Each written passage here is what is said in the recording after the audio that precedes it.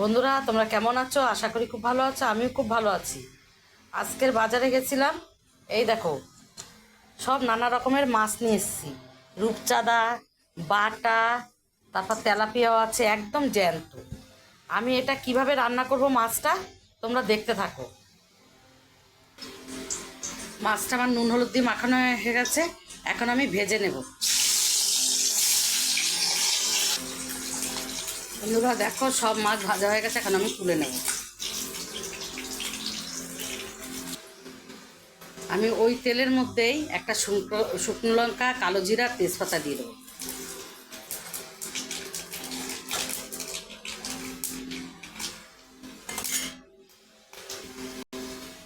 আমি এখানে আদা, রসুন, পেঁয়াজ আর একটা টমেটো ঘষে রেখেছি, দিয়ে দেবো।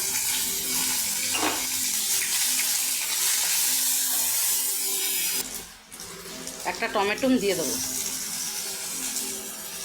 দুটো লঙ্কাও দিয়ে দেবো।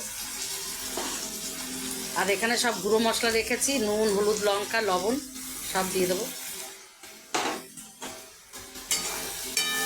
দিয়ে ভালো করে কষিয়ে নেব।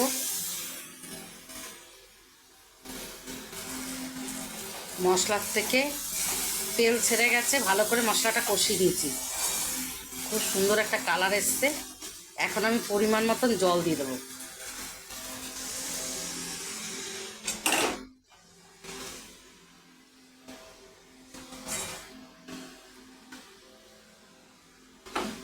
ঝোলটা ফুটলেই মাছগুলো দিয়ে দেবো।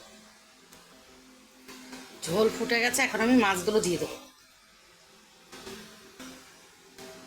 মাছগুলো সব দিয়ে দিয়েছি, আর একটু ফুটবে,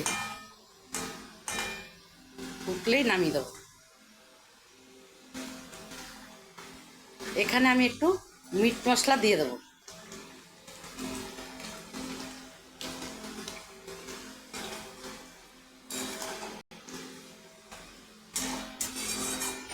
আর একটু ফুটিয়ে নামিয়ে দেবো।